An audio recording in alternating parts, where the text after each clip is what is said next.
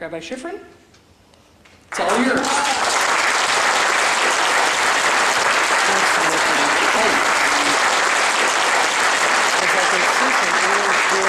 I am totally in the right place. Thanks so much, Aaron. You know, how many people here surf or have surfed? Raise your hand. Perfect. I can't think of anything more American than surfing. It is the individualism, the pioneer spirit. And think about it. You're on your own. No group sessions, no cooperative learning, no pods. You're out there, and whatever happens, it's on you. I like that. I've always liked it since 1962 when I ran away from home, and I'll tell you all about it in my book called Surfing Rabbi. And I'll tell you, I know this is not germane to my talk, but it is if you think about it. I have endorsements from the greatest surfers that ever lived. They're right there. For a rabbi that surfs. Mike Doyle, Sean Thompson. Anyway. John Dewey was the father, quote unquote, the infamous father of American education. What he drummed up, we are now living. I will start with our education because that leads us straight to Osama bin Laden. If General Patton were alive today, he would probably want to go right back to his grave and roll a couple somersaults while he's in.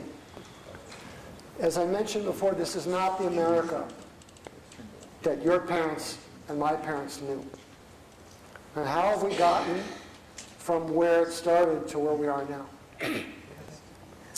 In this book, by the way, the reason I labeled it Kill Your Teacher, and by the way, my publisher said, you're dead as a dodo bird if you use this title.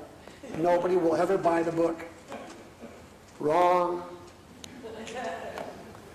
The book's doing good.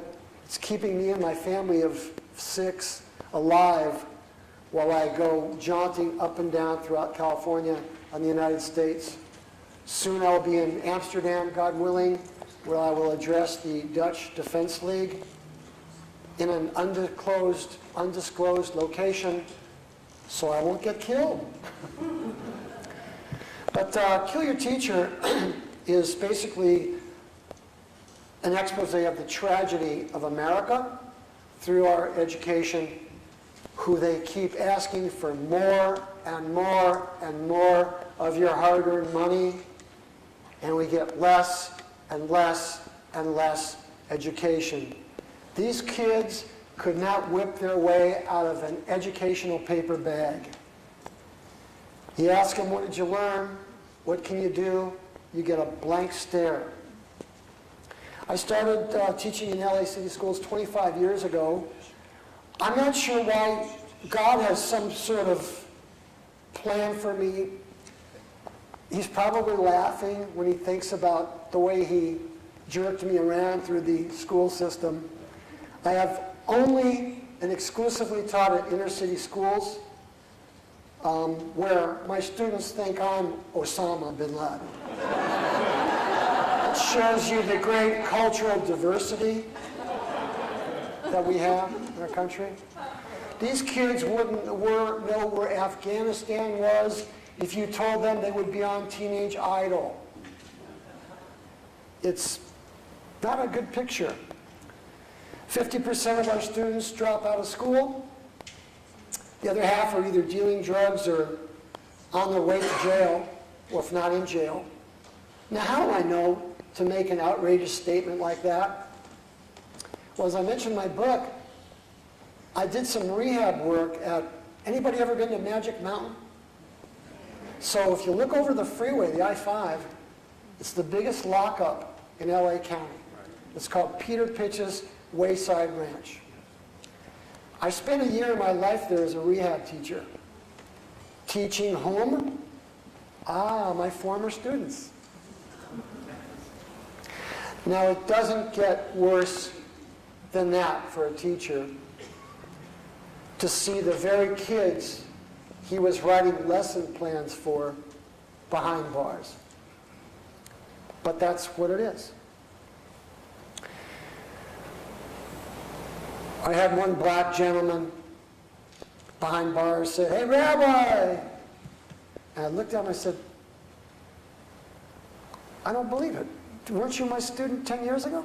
He goes, "Yeah, that's right, Rabbi." I go, "Well, what are you doing here?" "You know, they didn't teach me anything. I can't read, I can't write." I said, "Did you graduate?" He says, "Yes." Now multiply him by, I don't know, 10 or 20 million American kids. And you know, the funny thing about kids, they're good at playing role models. They could stare you in the face and you'll think they're Einstein or some Machiavellian figure, because they know how to snowball you. They've been taught that. They play a game where they just keep going on and on to the next grade, to the next grade, regardless of the fact they still can't read. See Scott run. It doesn't matter. They want them to go ahead. You know, when I was in Reseda High School in '66, I started, we had metal shop, wood shop. I see people nodding their heads. Electric, auto. Why have they gotten rid of those? Well, the racists among us declared that those white kids are all going to Yale and Harvard, and our kids are just messing around with electrical shop. No more. Everybody goes to college now.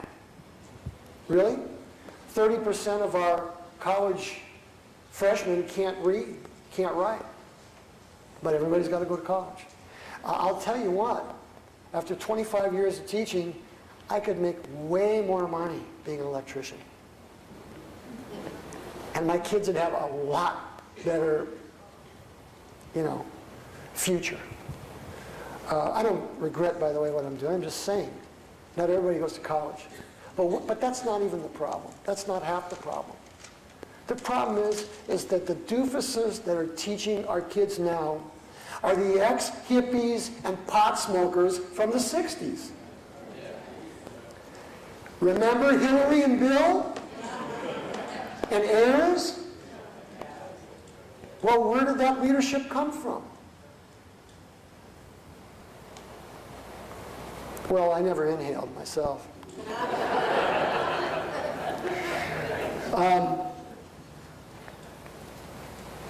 It's a plan.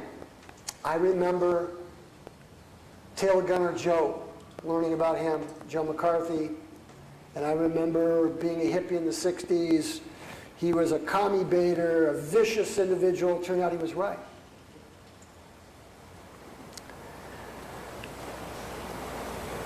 The head of the American Communist Party said something that I think some of you remember here.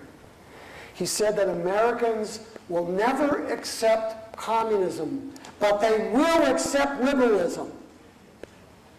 And they will buy into progressivism. And that's where we are today. You can't tell a kid he lost. He's challenged. He's not a loser.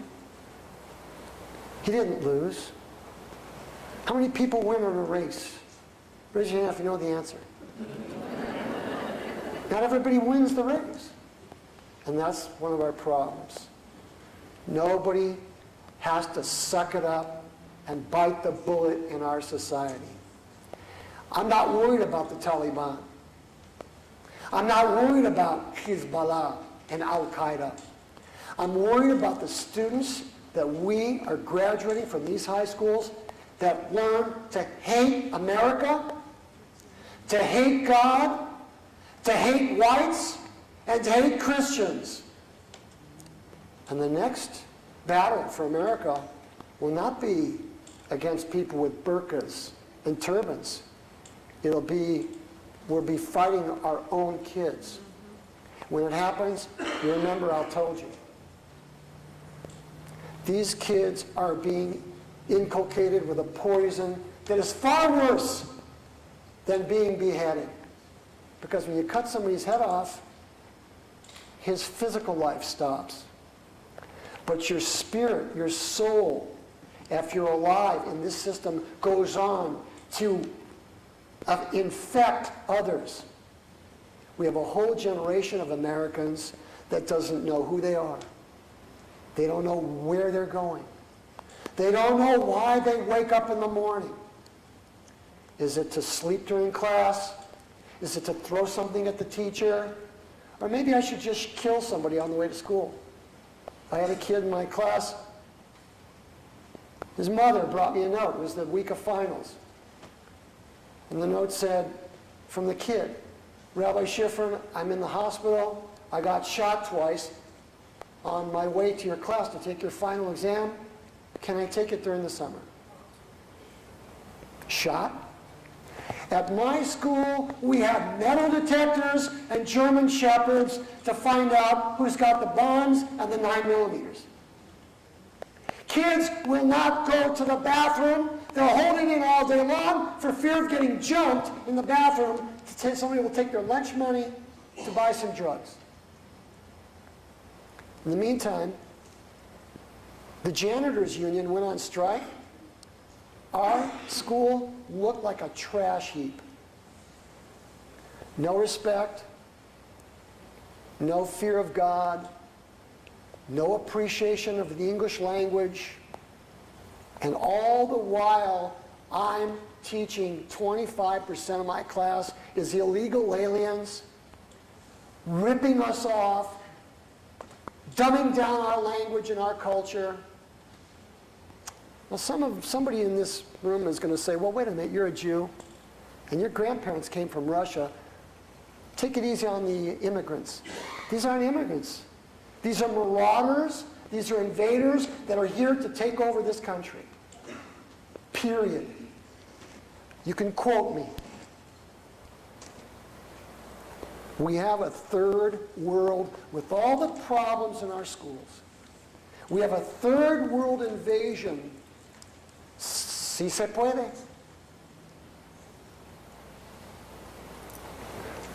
No English, no appreciation for what this country is. And I don't care where they're from. The bedrock, the glue that holds this country together is God, is our language, our values from the Judeo-Christian heritage, our borders, our common culture of America. I remember reading about Valley Forge. Americans gave their treasure, their lives. They were walking around bleeding with rags to cover their feet, their barefoot wounds in the middle of the winter of Valley Forge. These are the patriots. This is the metal from which this country comes from. The rugged individualism, the right to believe what one believes, but everybody believes that there is a God, and He created the world in 6 days, and the seventh day He rested. This is America. And we've thrown it away. So, when it comes time for somebody at Fort Hood to shoot 20 of our soldiers, when it comes time for somebody at that bridge in Washington to snipe at our fellow citizens, is there any wonder why? Now I talk about what we're going to do to save our country. It starts with our youth, and I'm really proud that you mentioned that there's an Americanism for our youth. because this youth needs it big time. What's changed in those 50 years? First of all,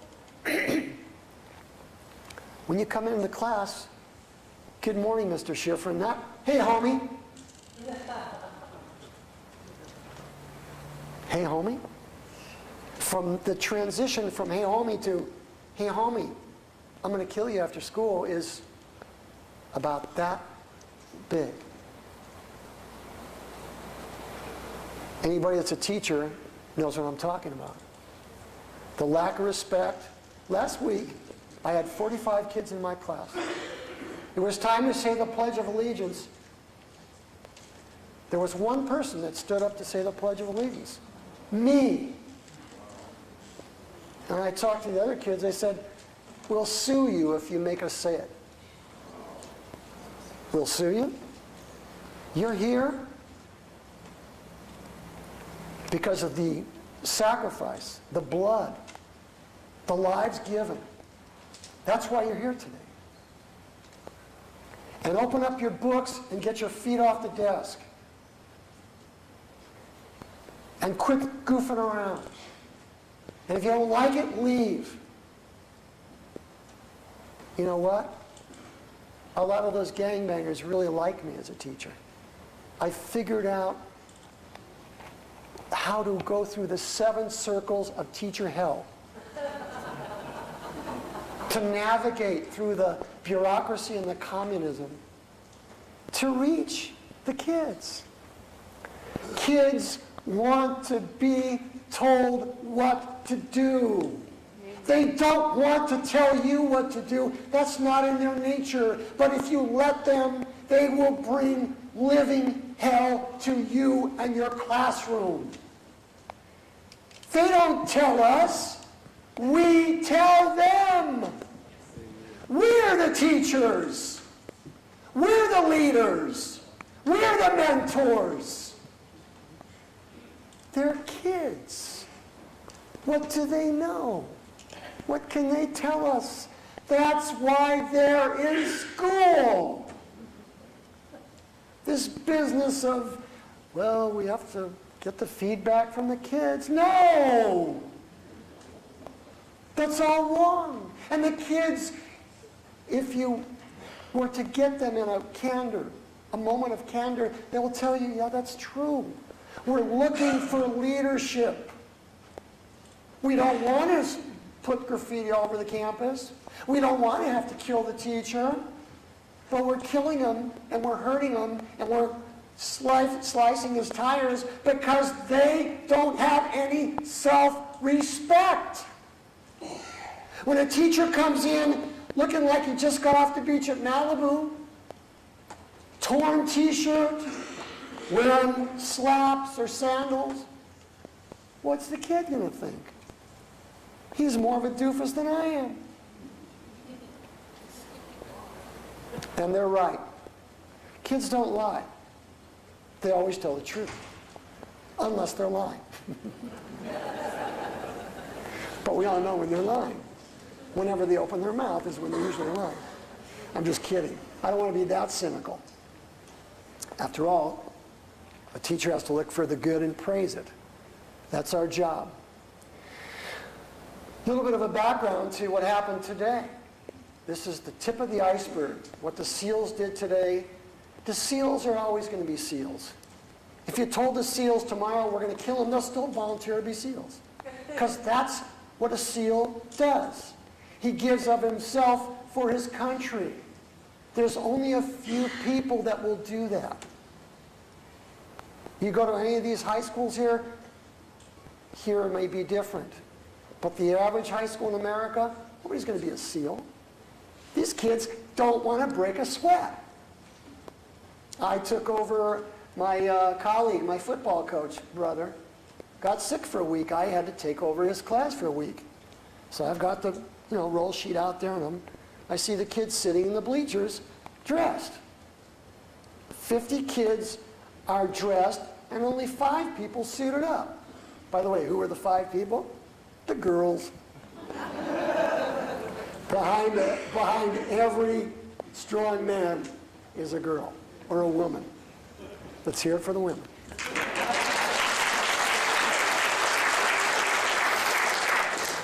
There's a few women out there that could take out Osama 10 years ago. And I know who they are. One of them's my daughter. 55 people in the class, 50 of them don't suit. F for the day. Why? We're playing soccer. Come on, you got to invigorate yourself. Now keep in mind, I'm a triathlete, marathon runner. I lived on the North Shore of Oahu for 3 years. I've surfed all over the world. That's what I do. That's part of me. Extending myself, running, swimming, whatever, lifting weights. These kids, they're so hyped up on junk food and sugar, they wouldn't know what it means to work out.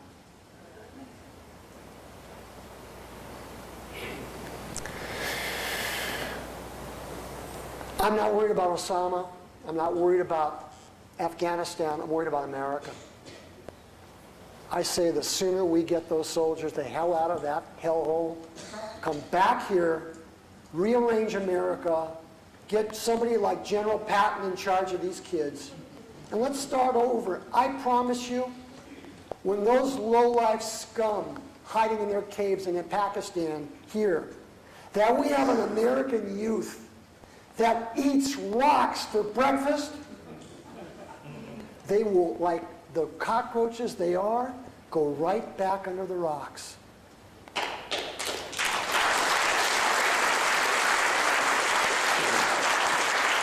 That's my ode to John Wayne for tonight.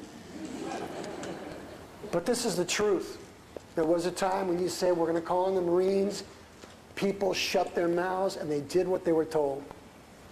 And I know this. We are losing our country to the Taliban and the Islamic Jihad, not because they're beating us on the battlefield. We are caving in. We're giving in. We have become weak. These kids are completely mesmerized by their TV and their iPods.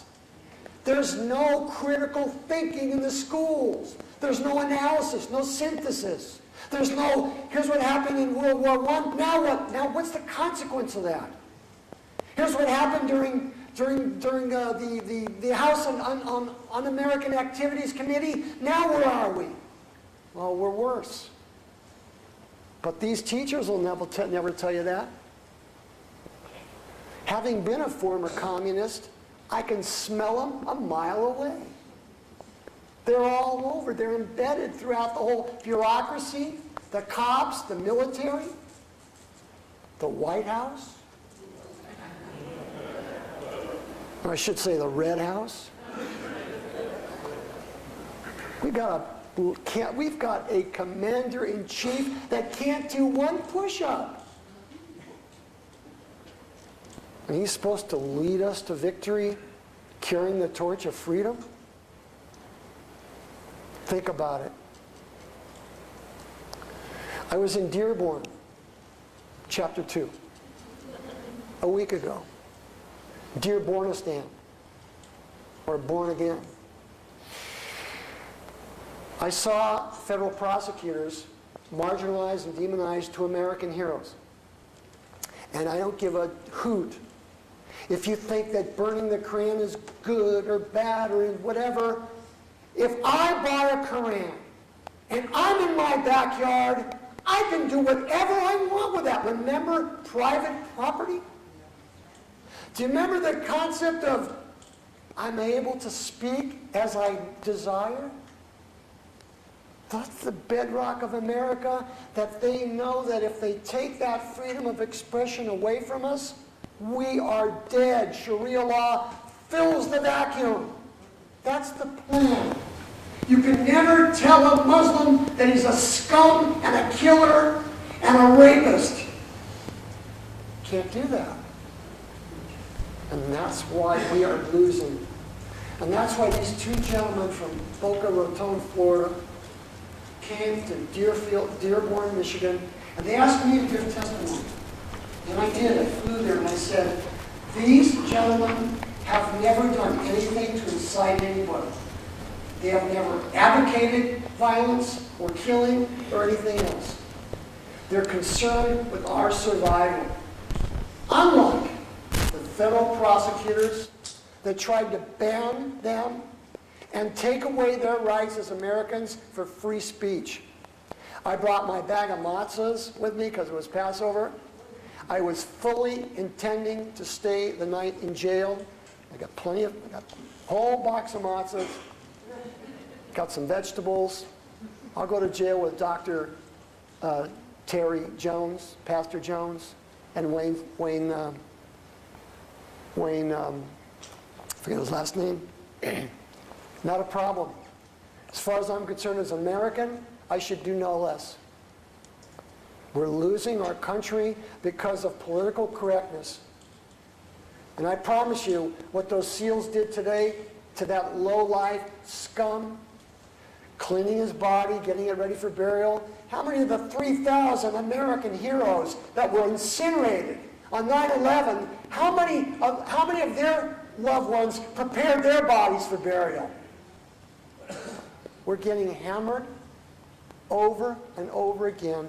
We have an ACLU, we have CARE, we have 1 million advocacy groups to tell you why we are evil as Americans. They'll tell you chapter and verse why Christianity is bad, why the white people have a burden of the rest of the world, why the producers and the hard workers owe everything to everybody else. They'll tell you all about it. And who's going to advocate for Christian America? I was flown several times to London to speak before the English Defence League, which reminds me, God bless the English Defence League in this dark hour. What we have here in this, they have there, is our future if we don't watch it. I want everybody to repeat after me, loud voice, that this will go all the way across the Atlantic. Repeat after me. E. E. E. E. EDL. EDL. That's what I say when I go over there. Tell people what it is. The English Defence League. I was given a tour by the English Defence League of London. Now, when you think of London, you think of Shakespeare, Chaucer, Richard Burton.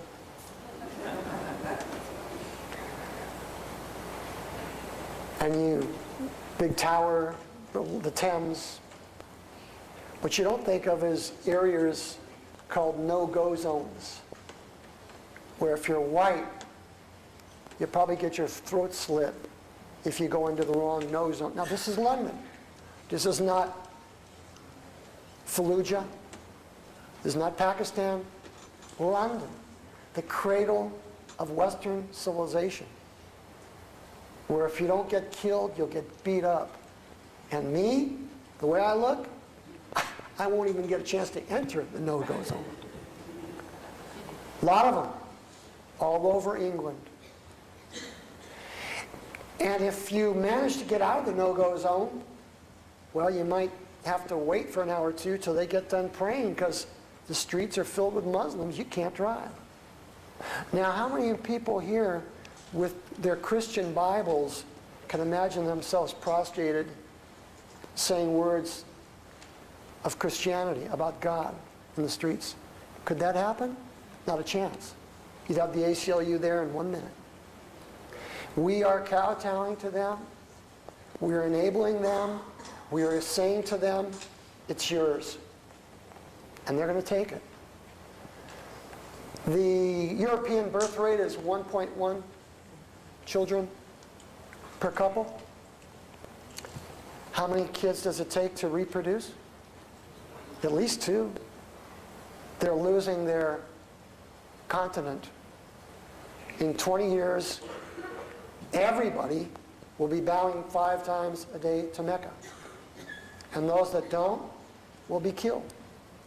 It's their game. The future of our country will look like London unless we act now. Raise your hand if you want to survive. Raise your hand if you love America. Well, I got some good news and bad news. The bad news is you're going to have to work really hard. Harder than you ever have worked before. You're going to earn less, you're going to pay more taxes, and you're going to be on the line saving your country a million different ways. The good news is that God has blessed this country and will never curse it. This is a country that was born with a vision of God. I truly believe that. We are lucky. We have George Washington, Jefferson, Hamilton as our backbone. And we will never relinquish that heritage that we've been bequeathed.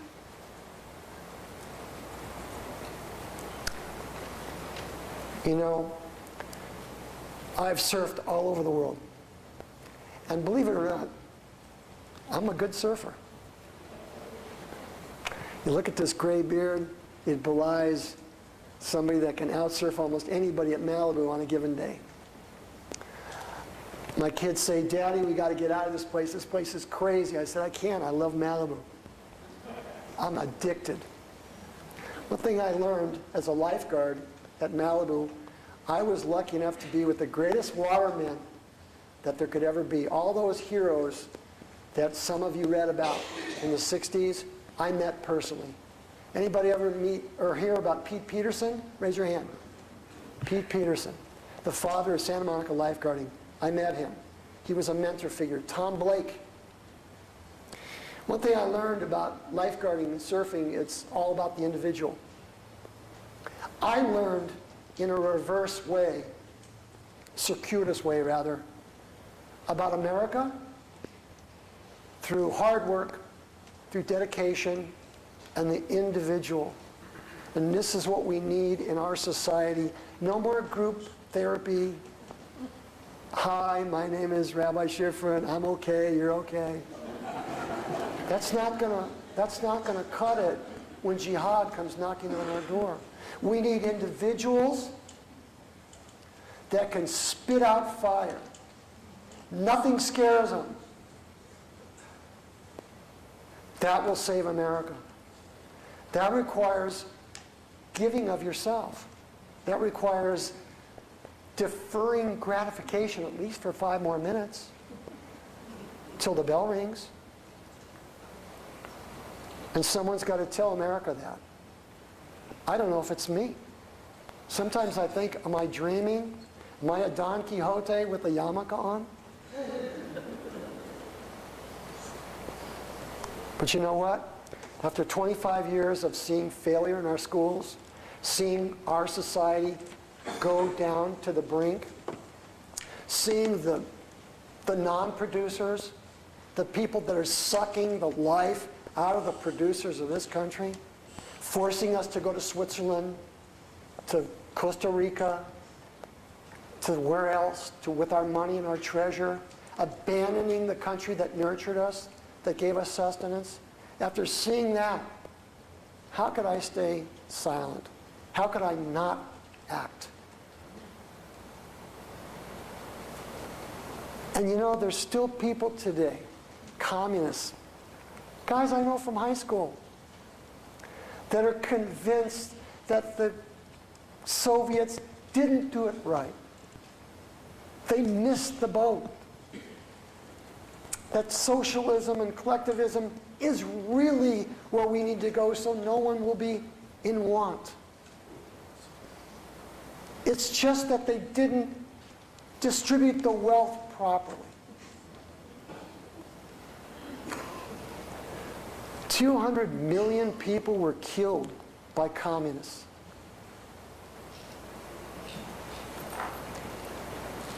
And it's not enough. We need more of it. So now we have a lunatic in the Oval Office that is determined, hell-bent to reduce us all to bowing down to the state and asking the state for our medical care, for our this and our that. And if there's any bullying involved, well, of course, they'll be very happy to send an agent over to find out who the... In my days, it's just, if he's a bully, beat him up.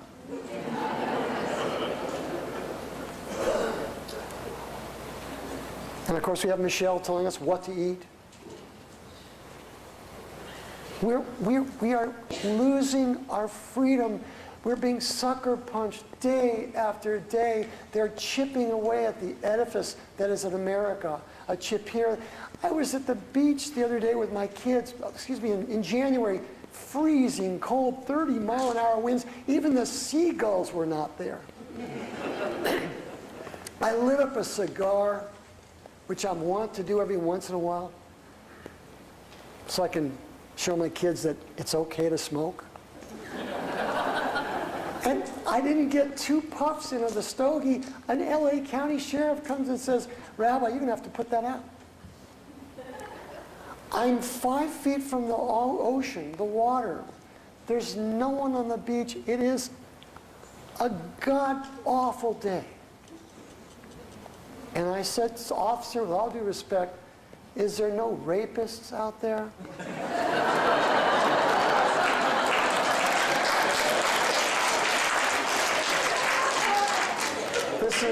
This probably symbolizes, in a very bizarre way, where we are today as a country. We're more concerned about our diets, our liposuctions. Did my kid get an A on the test even though he cheated? There's so many ways that I wish I could tell you. We don't have time. There's so many solutions. One of them is the 25% of the people in our jail in this state are gangbangers from Mexico. Now, I know Sheriff Joe Arpaio. He's a good friend of mine.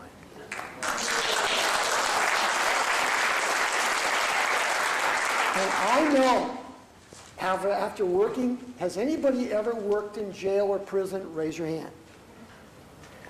I know, and you know, a secret. If you give them 2 stale bologna sandwiches a day, they will never come back.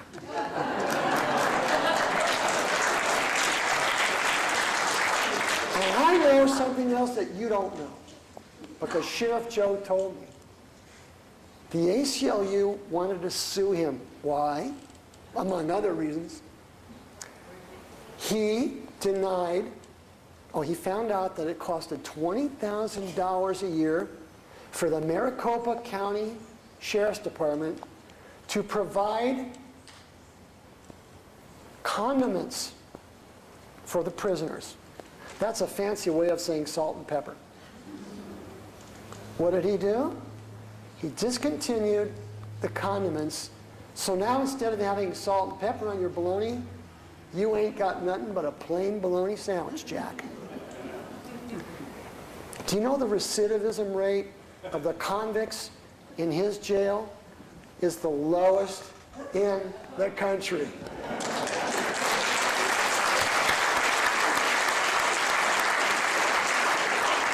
They don't want to come back. And don't believe me, call up Sheriff Joe at Maricopa County Jail and listen to their voice, their little message. It goes like this. If you are coming here to visit an illegal alien, you'll be arrested.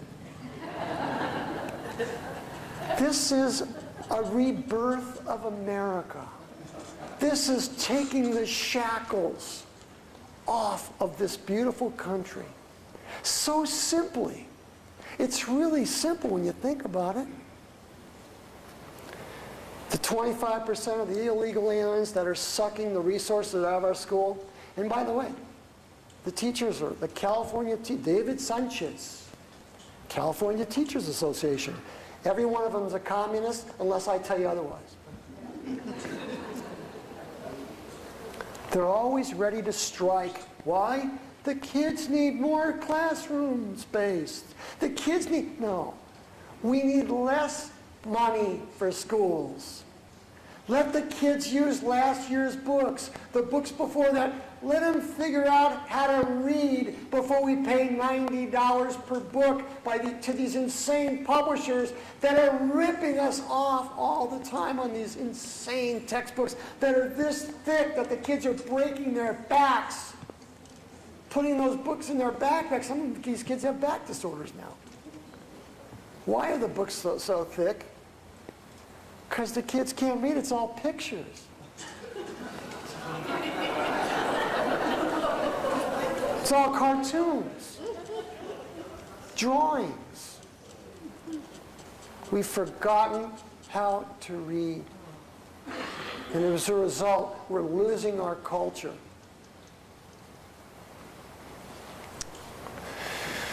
So, what the SEALs did today, they're going to go back to being SEALs. But the gangbangers and the punks and the nitwits and those people that refuse to work for a living, they're not going nowhere. They're here. And they'll be on strike, and they'll be telling you to raise your taxes to take care of them. And in the meantime, these low-life scum from Afghanistan and Pakistan, they're just watching. There is a theory out there, those of you that are conspiratorial theorists, here's a good one for you. All this mayhem and bedlam we have in our schools, it's a plot to completely dumb down America, for them to come in and offer Islam as a religion of peace. Because our kids, of course, they see Christianity as a terrible thing. And of course, the white man is just awful. But these wonderful Muslims will come in here and they'll help us out. And we see it in our schools. One textbook has 30 pages about Muhammad and Islam and 1 page about Jesus. Why are we not surprised? Keep on like this, America. Keep it up. We'll have one big no-go zone here. It's coming. Unless we get fired up about freedom, and I mean really fired up.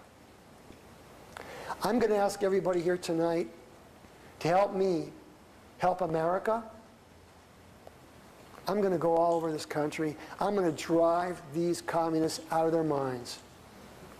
Help me. There's no entry fee tonight. Get one of my books. You'll be passing it on to your friends, and they'll order some more for their own friends.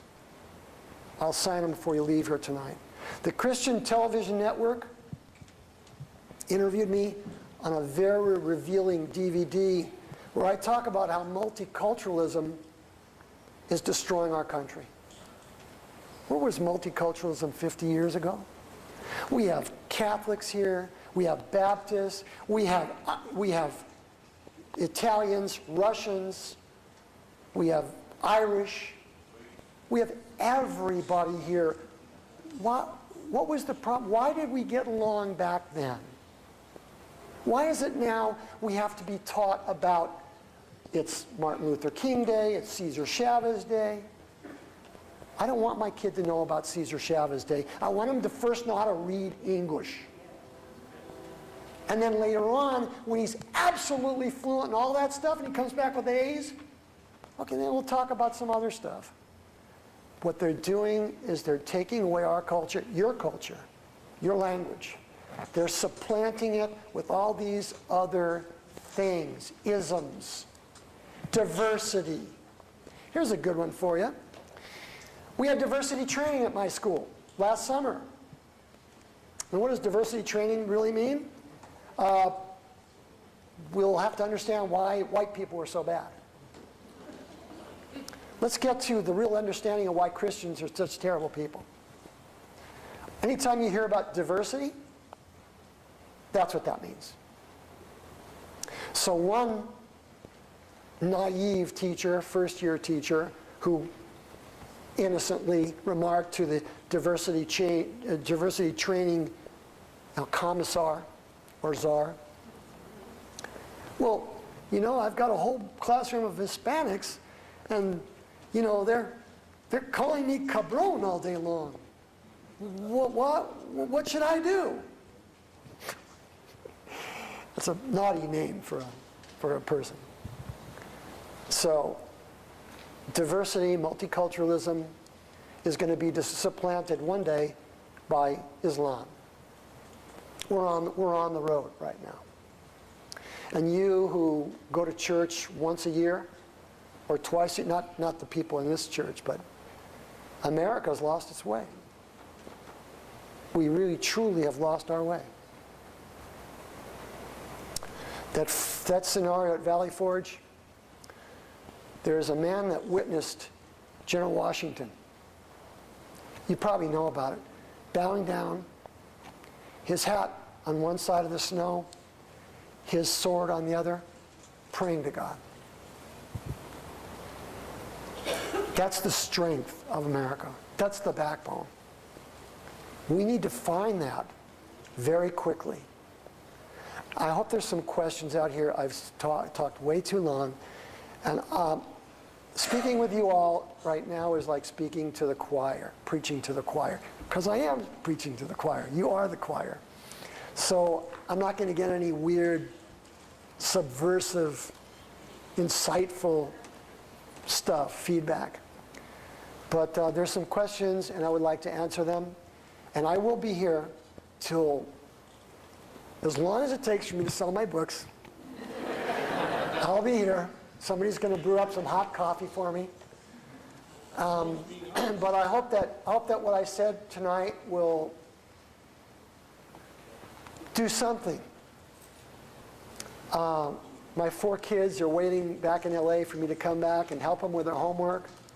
And I'm sacrificing just a tiny bit so that I will help America. And one day my grandchildren will ask me, "Did you ever go to Reading?" And I will say, "By God, I was there." And then they'll feel better about me and what I've done for my country. So without further ado, by the way, since I'm a teacher, please throw an eraser at me so I'll feel at home. If there's any questions, absolutely let it fly.